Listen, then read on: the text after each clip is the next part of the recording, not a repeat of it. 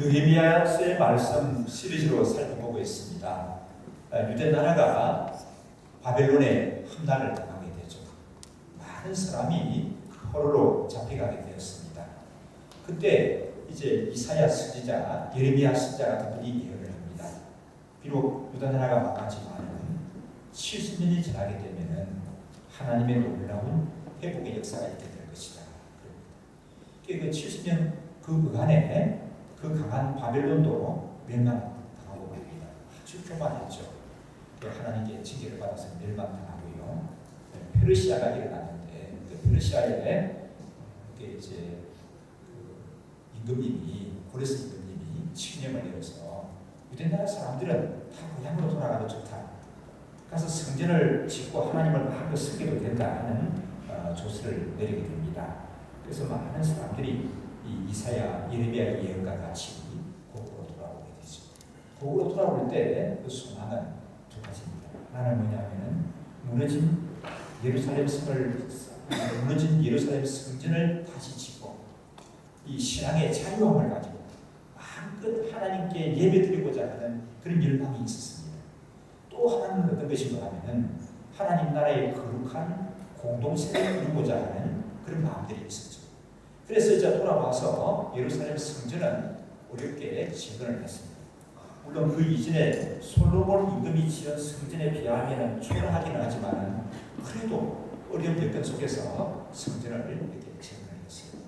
그리고 이제 예루살렘 성을 쌓는데 이 일은 지지부진했어요. 일을 시도하다가 반대에 붙이면 그만두고 또 일을 시작하다가 힘에 딸리면 그냥 또 그만두고 그래서 일을 시도하다가 중단에 그만두고 해가지고 지지부진한 그런 상태에 있었습니다. 이때 하나님께서 한 사람을 들어서 쓰시는 거예요. 그 사람이 누굽니까? 느헤미야입니다. 느헤미야라는 사람을 하나님이 지명하여서 하나님의 도구로 들어 쓰십니다. 이 세상의 모든 일들은 누가 하나님의 도구로 쓰임 받느냐에 따라서 굉장히 달라집니다. 이제 차이가 있어요. 삶을 보게 되면은 일을 이루는 사람이 있습니다. 그런데 일을 참 복잡하게 이루는 사람이 있어요. 복잡하게 흔들어 놓는 사람이 있어요. 그 사람이 개입하게 되면은 복잡해져요. 그 사람이 개입하게 되면은 이제 문제가 더 커져버립니다. 문제가 되어버려요. 문제 아닌 것도 문제가 되어버려요. 그런데 될 일도 안 되게 되는 거죠. 그런데 일을 이루는 사람이 있고 일을 성취하는 사람들이 있습니다. 일을 이루는 사람들을 성취하는 사람들을 보게 되면 그 공통점이 하나님이 들어 쓰시는 사람들, 하나님이 들어 쓰시는 사람들, 하나님께 쓰임 받는 사람들. 그래서 하나님께 쓰임 받는 느헤미야가 예루살렘 성에 나타났어요. 백성들이 힘을 잃고 있다가 이제 힘을 냈죠. 함께 마음을 같이 하고 뜻을 같이 해서 남녀 노소가 심지어는 제사장 그룹까지도 함께 그 일을 참여했다고 말했습니다. 자, 이렇게 선한 목적을 가지고 아름답게 나아가니까 일은 일사천리로 진행이 되었다. 그랬던가요? 아니죠. 그 사람이 일이라는 게 그런 것 같습니다. 선한 목적을 가지고 일하는데도 방해 세력이 있기 마련입니다. 내가 선한 의도를 가지고 정말 좋은 일을 하는데도 불구하고 방해 세력이 있고 반대에 부딪히는 것이 인생살이인 것 같습니다. 그래서 이렇게 선한 목적을 가지고 백성들이 뜻을 모아서 함께 아름다운 일을 진행해 나아가는데 안팎으로 문제가 생겼습니다. 밖에서는 이민족이 조직적으로 방해를 하죠. 간사한 속임수를 가지고 유인하기도 하고 또 어떤 이간 계책을 쓰기도 하고 군사들을 몰고 와가지고 무력 시위를 하고 무력 위협을 합니다. 뿐만입니까? 내부적으로는 어떻습니까? 이미 가지고 있는 기득권과 어려운 사람들의 이 갈등이 굉장히 심했습니다. 요즘 우리식으로 말하면 가진 사람들의 갑질이 너무 심했습니다. 그래서 어려운 사람들은 먹고 사는 것이 어려워서 심지어는 뭐까지 했다고요? 자기 자녀들을 종으로 팔아먹는 이런 악한 실정까지 보이게 되어졌습니다.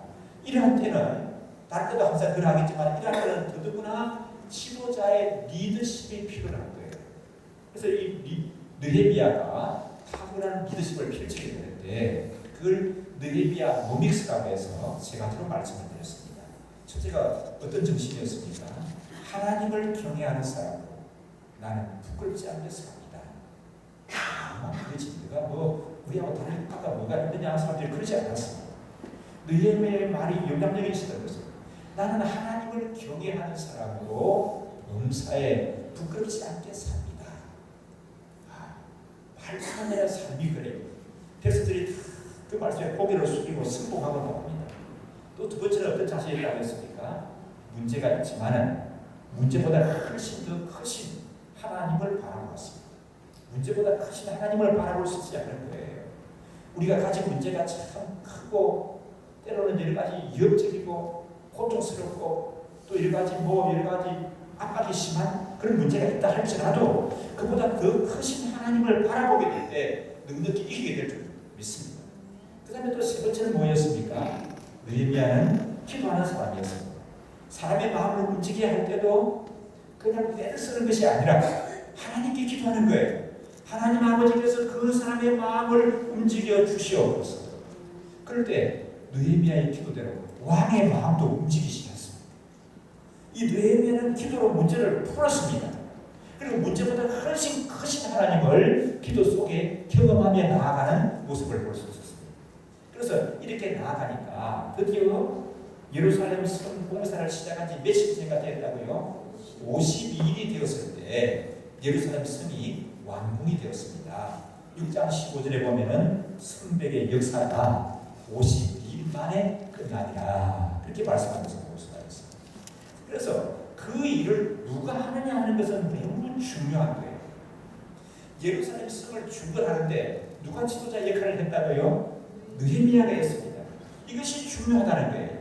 지도자가 누군가 하는 것은 오늘날 우리 사회도 중요해요. 만약에 지도자가 누구냐? 그러니까 사람들이 하는 얘기가 그 사람이 그 사람이야. 다 똑같아. 그런다고 하게 되면은 이런 얘기가 통용되고 통한다고 하게 되면은 그 사회는 그 시대는 소망이 없습니다. 참 안타까운 거예요. 그 사람이 그 사람이 아니에요. 그 사람이 그 사람이가 다 똑같은 것이 아니에요. 누가 하느냐에 따라서 누가 지도자가 되느냐에 따라서 굉장히 달라지는 것입니다. 굉장히 달라지는 거예요. 어떻게 달라지는가 하면은 하나님이 쓰시는 사람이 지도자로 시험을 받게 돼요. 하나님이 쓰시는 사람이 그 일을 맡아서 하게 될 때 과연 다르구나 하는 것을 여태까지 우리가 느헤미야 1장부터 살펴봐 왔습니다. 오늘 이 7장의 말씀에서 과연 하나님이 들어 쓰는 사람이 하니까 일이 다르구나, 결과가 다르구나 하는 것을 우리가 살펴보게 될 것입니다. 자, 오늘 이 말씀의 내용은 예루살렘 성이 완공이 된 후에 전개된 내용들입니다. 느헤미야 자신도 그랬지만은 백성들도 참 수고 많이 했죠. 51일 동안 정말 허리띠를 졸라매고 머리를 메고 어떻습니까? 머리띠를 메고 땀을 흘리면서 밤새워서 일하다시피 해서 50일 만에 이루었거든요. 많은 사람들이 피곤했을 것입니다. 참 이게 어떻게 보면 좀 지친 사람들이 있을 것입니다. 말이 52일이지 오랜 세월로 느껴지는 사람들이 있을 것입니다. 여러분 그런 거 느껴보셨습니까? 집들한지 1박 2일 하루 밖에서 자고 왔는데 방이동 들어오니까 몇 달 만에 오는 것 같아요. 그럼 이런 거 느껴보셨습니까? 집에만 계시니까 보이십니까? 나가면 보면 이렇게 그런 게 느껴질 때가 있어요. 한 일주일 있다가 오는데 몇 년 만에 오는 것 같이 느껴지는 그런 때도 있단 말이에요. 아마 이 사람들이 52일 성벽 공사를 일로 매진했는데 어떤 사람에게는 몇 년같이 느껴지는 그런 사람도 있을 거라고 생각이 됩니다. 그런 후에 완공된 예루살렘 성이거든요. 그게 기쁨이 있고 보람이 있고 감동이 있지 않겠습니까? 보통 이런 큰 일을 마치고 난 후에는 어떻게 되는가 하면은 하나님께 감사드리고 수고한 사람들을 위로하는 잔치를 열게 되죠. 이제 성이 완공이 된 거니까 국가적으로 우리말로 말하면 낙성식을 하면서 하나님께 감사를 드리고 수고한 사람들의 공로를 치하를 하고 격려하는 이런 것이 순서입니다. 그런데 오늘 말씀해 보게 되면은 그런 순서를 갖지를 못해요. 그런 순서는 저 뒤로 밀려나게 됩니다. 왜 그랬을까요? 왜 그랬을까요? 또 다른 문제가 대두되기 때문에 그렇습니다. 낙성식을 가지고 감사 예배를 드리고 사람들을 격려하는 것보다도 더 중요한 문제가 또 일어난 거예요. 그럼 그 중요한 문제가 뭐냐 하게 되면은 예루살렘 시에 공동화 현상이 일어났습니다. 느헤미야가 예루살렘 성을 재건한 후에 그 성을 유지하고 방비하기 위해서 조직을 편성하다가 보니까 사람들이 너무 모자라는 거예요. 사람들이. 기본적인 이런 조직을 갖추어야 성을 유지를 할 수가 있고 방비를 할 수가 있고. 그런데 조직을 편성하다 보니까 사람들이 너무 모자라는 겁니다. 이 예루살렘 성에 거주하는 사람이 너무 적어요. 아무리 성을 잘 건축하고 지었다 할지라도 성 안에 사는 사람이 숫자가 없으면 뭐예요? 그거는 소용이 없는 겁니다. 성을 왜 쌓는 겁니까? 이 모양새로 자손들에게 아름다운 유물로 물려주기 위해서 성을 쌓는다는 나라도 없죠. 그 백성들이 살기 위한 겁니다. 그런데 성에 사는 사람들이 부족한 거예요. 그러면 아무리 성을 훌륭하게 쌓았다 할지라도 성무가 없죠. 성을 잘 쌓아놨는데 재건했는데 그 성을 지킬 사람이 없습니다. 그러면 그 성은 쓸모가 없는 것이죠. 오늘날도 그렇습니다. 이 사람 숫자가 중요해요. 맞습니까 여러분? 어디든지 사람 숫자가 중요해요. 나라도 여러분, 국가도 인구가 많아야 큰 나라라고 말합니다. 맞습니까 여러분? 우리 주위에 요즘 크게 부상하는 큰 나라들이 어떤 나라들이 있죠? 중국. 또 뭐가 있습니까? 인도. 그 나라가 뭐가 커요? 경제력. 중국이 그래도 뭐 우리보다 많이 뒤떨어졌어요. 개인 소득을 따지면 우리가 중국보다 훨씬 잘 삽니다. 인도는 말할 것도 없어요. 우리가 얼마나 잘 사는 나라. 근데 왜 중국을 큰 나라라고 하고 인도를 큰 나라라고 합니까? 물론 땅이 우리나라보다 한반도보다 커요. 이렇게. 땅덩어리가 커서 큰 나라라고 하는 것도 있지만 더 중요한 이유는 뭡니까? 인구가 많아서 큰 나라라고 하는 거예요. 땅덩어리가 커서 큰 나라라고 하게 되면 첫 번째로 어느 나라를 뽑아야 됩니까? 러시아, 캐나다. 정말 땅을 가졌어요. 근데 여러분, 러시아, 캐나다 큰 나라다 그렇게 말하지 않지만요. 그냥 인구가 얼마 안 되니까 이렇게 땅에 비해서 그 자극이 아니지만 땅덩어리에 비해서 인구가 많지 않으니까 큰 나라라고 말하지를 않았습니다. 그래서 보면은 우리나라의 문제가 여러 가지 문제를 지적하지만 저는 우리나라의 지금 가장 시급한 문제 뭘까요? 인구가 작은 거예요. 인구가 작은 거예요. 5천만이 작아요. 남북한 하게 되면 7천만, 8천만이라고 하는데 그 정도 계속 유지만 돼도 괜찮죠. 근데 문제는 뭐예요? 이게 줄어든다는 거예요. 줄어든다. 여러분 뉴스에서 보죠. 내년에 고등학교 학생들을 모집하는 그전에는 입학할 애들이 많아가지고 시험을 봐가지고 잘랐어요. 요즘은 고등학교 오겠다는 애들 다 받아줘도 교실이 남아도는 거예요. 그래서 이제 모집 인원을 줄여야 된대 고등학교가. 그런 학교들이 있는 거예요. 이게 뭐 고등학교 그런 게 아니라 어린이집도 그렇고요. 유치원도 그래요. 지금 이렇게 모집 인원이 안 찬다는 거예요. 모집 인원이 왜 안 차는가? 애들이 없어서 그래요. 작게 나와서. 재미난 얘기가 있는데 제가 감투를 하나 쓰고 있는데 좀 재미난 감투가 있습니다. 뭐냐면 좋은 세상 만들기 아이 낳기 운동본부 이어지죠. 괜찮죠? 그 방위 일동 좋은 세상 만들기 아이 낳기 운동본부 이어지. 그 모임에 제가 이제 갔는데 한번 들은 얘기입니다. 그래서 어떤 분이 참 의미 있는 얘기를 해요. 어느 훗날에 외국에 있는 학교에서 되어진 일을 얘기하고 있습니다. 역사 시간입니다. 백인 선생님이 백인 아이들을 모아놓고 이야기를 할 때 뭘 얘기하는가 하면은 코리아에 대해서 얘기해요. 코리아라고 하는 나라가 있었는데 굉장히 우수한 나라입니다. 우수합니까 여러분? 우수하죠. 지금 우리가 얼마나 우수한데요. 우리나라 너무 비하고 그러면 안 됩니다. 우수한 나라예요. 그다음에요. 미 역사에 보면은 민주화와 산업화를 동시에 이렇게 이룬 나라가 짧은 시간에 이룬 나라가 없어요. 우리나라에. 거기에 대한 자부심을 가지셔야 돼요.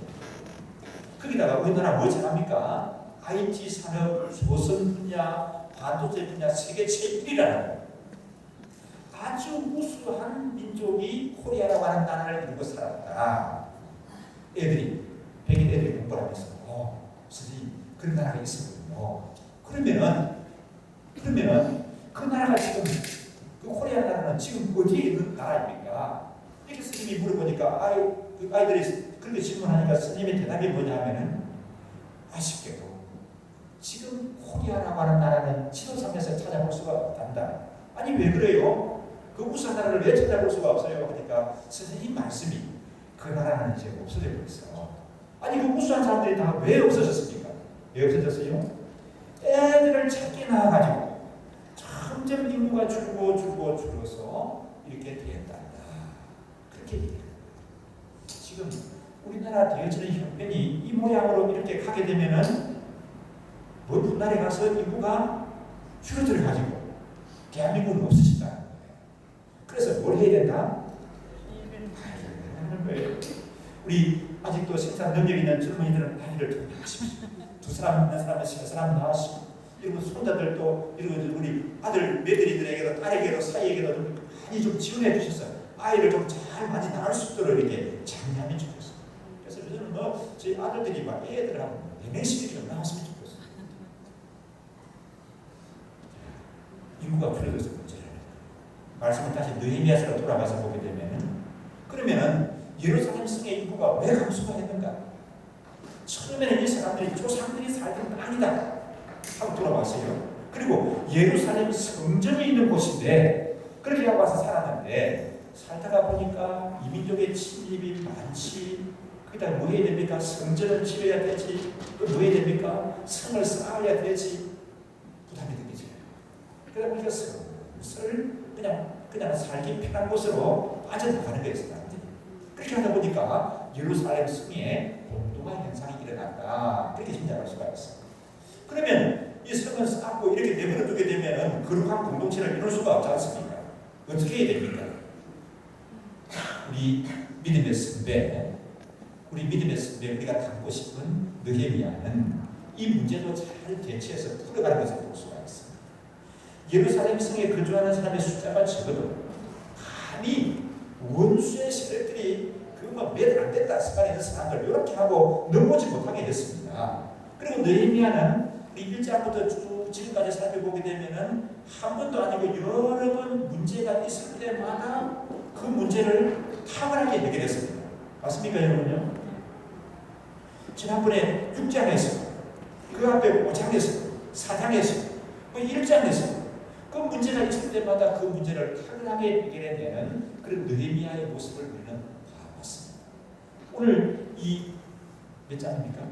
7장에서도 보게 될 것인데 그러면 그 비결이 뭘까요? 느헤미야가 그 문제를 탁월하게 해결하는 그 비결이 뭘까요? 오늘 말씀 이 7장에 보면 나오는데 보십시오. 7장 몇 절에 나올까요? 한번 찾아보십시오. 7장 몇 절입니까?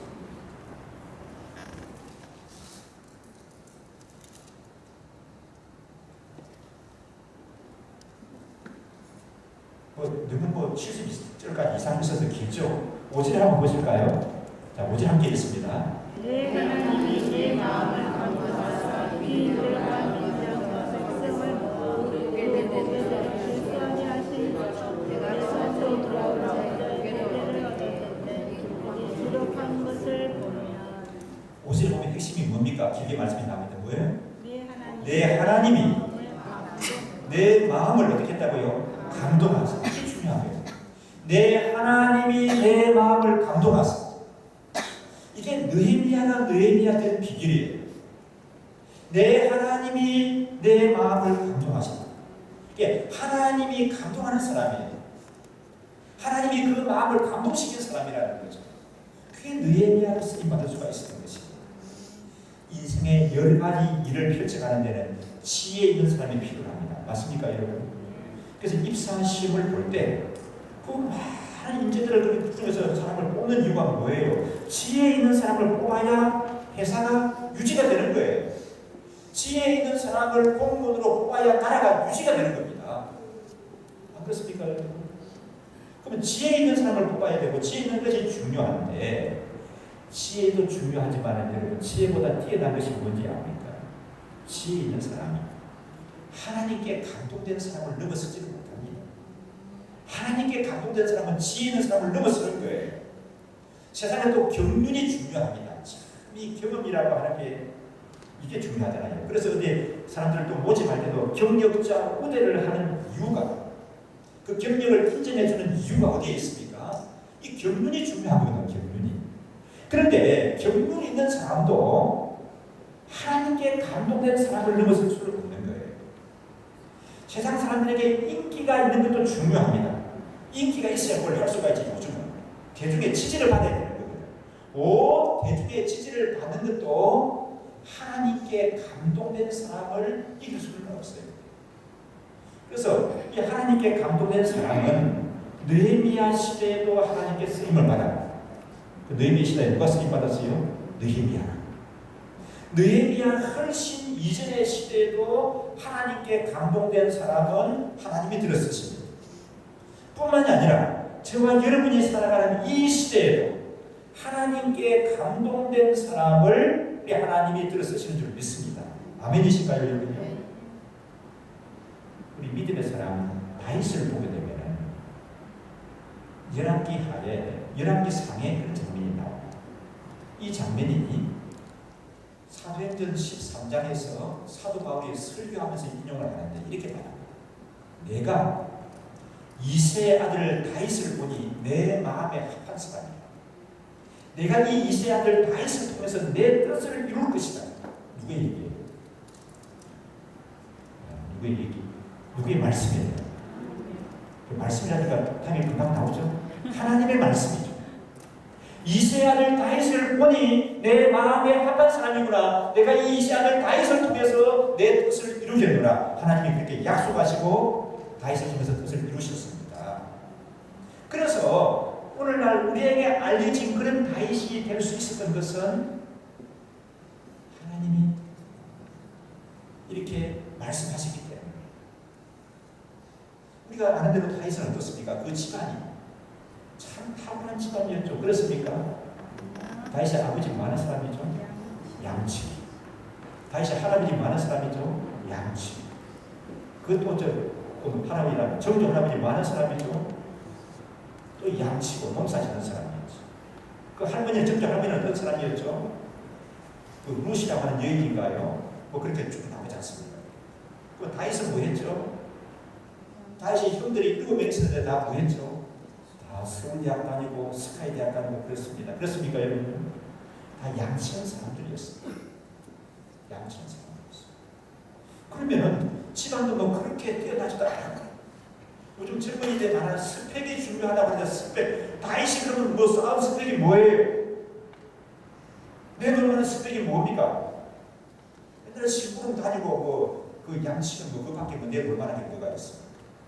또 환경이 뭐 다윗이 그렇게 뛰어난 환경에 살았습니까? 베들렘이라고 하는 거는 뭐 다윗이 나서 나중에 다윗이 유명해지니까 유명한 동네가 되겠지. 베들렘은 상당히 좋은 동네예요. 좋은 동네. 베들렘. 그 출신이에요. 그런데 오늘날 우리에게 알려진 다윗 어떻게 된 거예요? 어떻게 됐다고요? 아까 느헤미야 어떻게 된 거라고요? 7장 5절에 말씀. 하나님이 내 마음을 감동하사. 하나님이 내 마음을 감동하사. 오늘날 우리에게 알려진 이런 다윗이 될 수 있었던 것은 하나님께 감동된 사람이기 때문인 줄 믿습니다. 그래서 하나님께 감동된 사람은 다윗을 통해서 하나님의 역사가 이루어지는 거예요. 블레셋에 골리앗이 쳐 들어왔습니다. 도무지 골리앗을 당해낼 수가 없어요. 그러니까 죄송합니다만 그때 왕이라고 하게 되면 군대를 이끌고 쫙 나를 끌어나가고 나가서 이 적군을 맞이해서 싸워야 하는 게 왕이에요. 근데 골리앗이 너무 무서우니까 왕이 어떻습니까? 달아나 버렸어. 그럼 왕이 달아나서면 누가 했어야 됩니까? 군대 장군 달아나 버렸어. 그 장관들이 달아나고 그러면 별들이 달아나 버리면 장군이 달아나면 누가 나라를 지켜야 됩니까?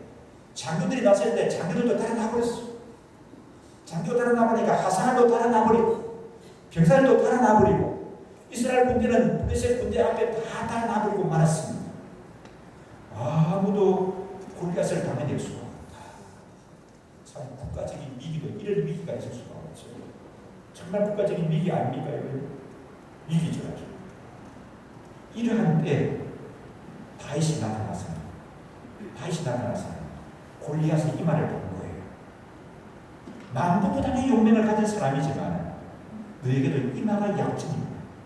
그리고는 다른 것도 아니고 물맷돌 몇 개를 날렸다고요? 물맷돌 몇 개 날렸어요? 물맷돌 한 방으로 골리앗을 물리치고 나라와 민족을 이기해서 건졌습니다. 그러면 다윗은 그 나라 왕도 해내지 못하는 일을 해냈습니다. 그 나라 군대 장관도 해내지 못하는 일을 했고요. 온 군대가 똘똘 뭉쳐서도 하지 못하는 일을 다윗은 혼자의 몸으로 해내고 말았습니다. 여러분, 그 비결이 어디에 있습니까? 다윗이 어떤 사람이라고요? 하나님께 감동된 사람이기 때문에 그렇습니다. 하나님께 감동된 사람입니다. 또 이 다윗에 관한 성경의 기록을 보면 참 재미있습니다. 열왕기하에 보면은, 열왕기하가 아니라 사무엘하에 보게 되면은, 여러분 다윗성이라는 이름 들어보세요. 다윗성. 또 다른 말로 뭐라고 말합니까? 시온성. 그게 무슨 성이에요? 예루살렘 성이에요. 그게 원래 이민족이 차지하는 곳이거든요. 여부서 사람들이 예루살렘 성에 살고 있었습니다. 이 예루살렘 성은 굉장히 난공불락의 요새 밖에서 군사가 쳐들어와 가지고 성을 함락시키기는 참 어렵습니다. 이게 다윗이 부사들과 함께 갔거든요. 이게 여부서 사람들이 큰 소리 치는 겁니다. 뭐 이세 아들이 뭐 조금 성공했다고 뭐 이렇게 뭐 블레셋들을 물리치고 했다고 해서 감히 우리를 뭐 침략할 수, 우리를 이길 수가 있겠느냐? 우리가 사는 이 예루살렘 성이 어떤 요새인데, 이 성 안에 있는 사람이 비록 다리를 저는 장애 있는 사람들, 앞이 안 보이는 눈먼 사람들이 성 안에 있다 할지라도 이세 아들 다윗을 다 물리칠 수가 있다. 이렇게 사람들이 장담을 했어요. 실제로 성 안에 있는 여부 사람들이 그렇게 믿고 있었습니다. 왜? 밖에서 군사가 침입해가지고는 빼앗기는 너무나 난공불락의 요새였습니다. 그렇게 큰 소리 치고 있을 때 다윗은 보는 거예요. 이것이구나 하고 약점을 받았습니다. 그 약점이 뭐냐 하면은 이 성이 밖에서 물을 끌어가거든요. 물을 끌어가는 수도가 지하로 만들어져 있는 거예요. 그리고 우리는 상수도에 대한 하수도가 있는 거예요. 저기다 저렇게 진격하라 해가지고 뭐 군대가 다 갈 수는 없겠지만은 아주 뛰어난 용사 몇 사람을 그 하수도를, 그 상수도를 통해 가지고 성 안으로 진입을 시키는 거죠. 그래가지고 들어가가지고 어떻습니까? 성을 지키는 사람들을 처치하고 성문을 열어 제치니까 그 난공불락의 요새도 뭐 다윗에게 그냥 함락이 되어버리고 말았습니다. 그래서 예루살렘 성을 뭐라고 말합니까? 다윗성이라고도 말하고 나중에는 시온성이라고도 칭하게 되어졌던 것입니다. 자, 어떻습니까? 다윗이 어떻게 이런 일을 할 수가 있는 거죠?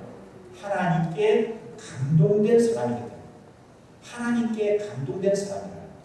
그래서 다윗이 또 이 하나님께 감동된 다윗이 악기를 들고 노래를 하게 되면 그게 뭐가 되는 거예요? 그게 유명한 시편이에요. 그 시편들이 다윗이 그냥 악기를 들고 노래하게 되면 하나님께 감동된 사람의 아름다운 찬양이 나오는 그래서 악한 귀신들이 떠나가게 되고 어둠의 세력들이 물러가게 되는 것이죠. 그래서 이 휴가 같은 그 아름다운 시편이 만들어져서 우리에게 전해지게 된 것입니다. 문학을 하는 사람들의 소원이 있대요. 문학을 하는 사람. 문학을 하는 사람들의 소원이 뭐냐 하면은 좀 사람들은, 높은 사람들은 노벨상을 좀 노린다는 거죠. 그런데 더 깊은 경지에 들어간 사람은 노벨상 정도가 아니라 이 다윗이 기록한 시편과 같은 그런 작품을 좀 남기고 싶다. 이 문학을 하는 사람들이 그렇게 소원할 정도로 다윗의 시편은 뛰어납니다. 왜 그러면 다윗은 악기를 잡고 노래하면 그런 시편이 됐는데 어째서 그렇게 됐다고요? 하나님께 감동된 사람이기 때문에 그랬습니다. 그래서 하나님의 감동된 사람들을 통해서 오늘날도 많은 작품들이 남아있죠. 시편들이 그렇고 핸델의 메시아라고 그러게 됩니다.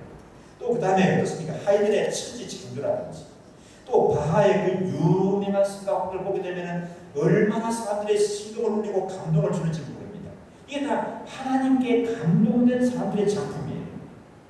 그래서 이 말씀을 보면서 지금까지 살아오면서 생각하는 것이 이렇습니다. 사람이 재능이 있고 노력을 하는데 뛰어난 재능을 가지고 부지런히 노력하는 것만 가지고는 한계가 있는 것 같아요. 물론 재능이 있고 부지런히 노력하게 되면은 평범한 사람은 평범함을 넘어설 수는 있습니다. 평범함을 넘어설 수는 하지만은 다른 사람에게 감동을 주는 뛰어나는 것은 이게 노력하는 것 가지고 재능 가진 것 가지고는 안 되는 것 같아요. 그러면 그걸 넘어서 뭐가 있어야 됩니까? 하나님의 감동이 있어야 됩니다. 인스피레이션이 있어야 됩니다. 영감이 있어야 됩니다.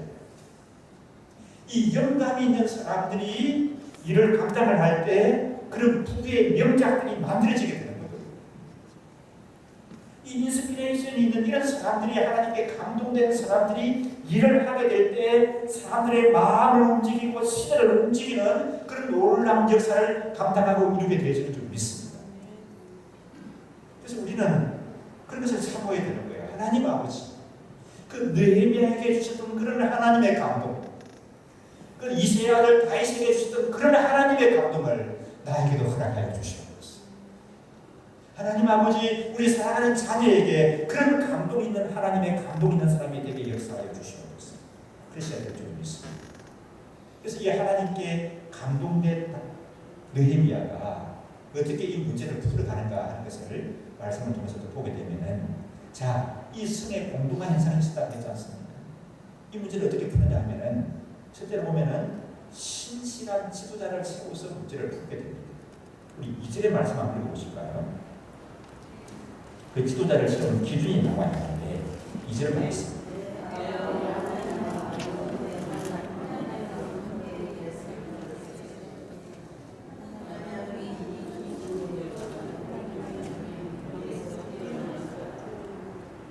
누구를 지도자로 세웠다고요?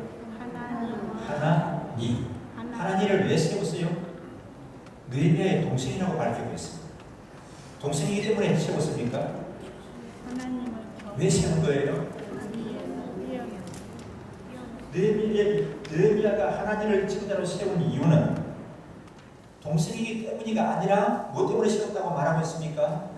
충성스러운 사람이고, 또 그 다음에 하나님을 경외하는 것이 어쨌다고요?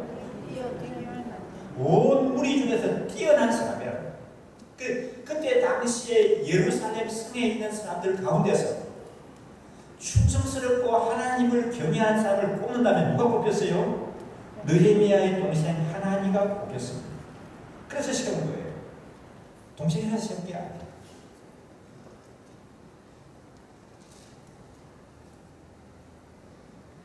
이 충성스러운 것이 무엇인가? 우리 박윤선 목사님 추석 성경에 보니까 그렇게 했습니다. 진실하다는 거예요. 진실하다. 이 진실하다라고 하는 것이 하나님이 사용하시는 첫 번째 장애가 된다는 거죠. 진실하다는 것이. 그래서 교회에 성경에 보면은 일꾼을 세울 때 보면은 꼭 이런 요소들이 나오죠. 사도행전 6장에 보면은 사도들이 처음 직분자들을 세우는 장면이 나옵니다. 그 세워받은 사람이 우리가 잘 아는 스데반, 빌립 그런 집사님들이죠. 그들을 세울 때 뭐라고 얘기합니까? 조건을, 자격을 뭘 얘기를 하죠? 너희 가운데서 성령과 지혜가 충만한 사람 7명을 택하라. 너희 가운데서 성령과 지혜가 충만한 사람 7을 택하라. 그렇게 말합니다.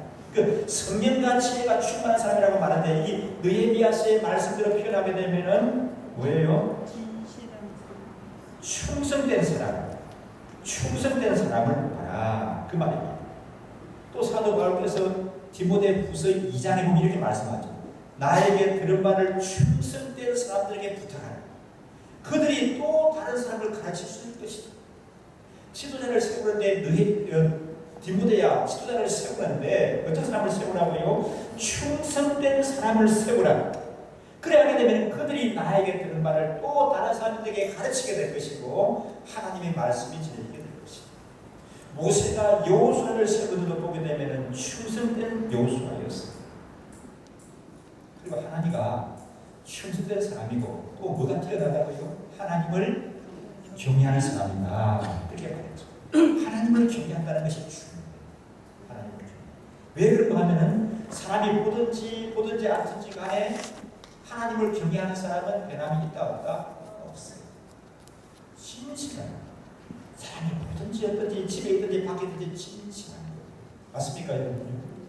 하나님을 경외하는 사람, 하나님을 경외하는 사람. 그럼 왜 사람들이 여기 가서 이만하고 저기 가서 저만하고 왜 말이 달라요? 하나님을 경외하지 않아서 그래요. 하나님을 경외한다는 게 뭐라고 했죠? 하나님을 존중히 여기고 또 하나님을 두려워하는 거라고 했어요.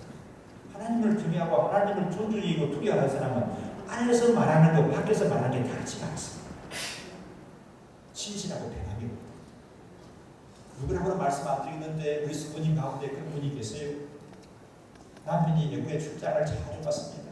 그럼 갈 때 인사말을 하면서 그렇게 말한다는 거예요. 나는 아프지만 하나님 앞에서 부끄럽지 않게 살면 됩니다. 남편에게 그렇게 항상 일러주고 있대요. 맞아요. 하나님을 경외하는 사람은 아내하고 같이 있든지 뭐 밖에 나가서 뭐 몇 달을 살든지 외국에 나가서 출장을 가든지 변함이 없는 거예요. 맞습니까 여러분? 그게 하나님 앞에서의 삶의 자세입니다.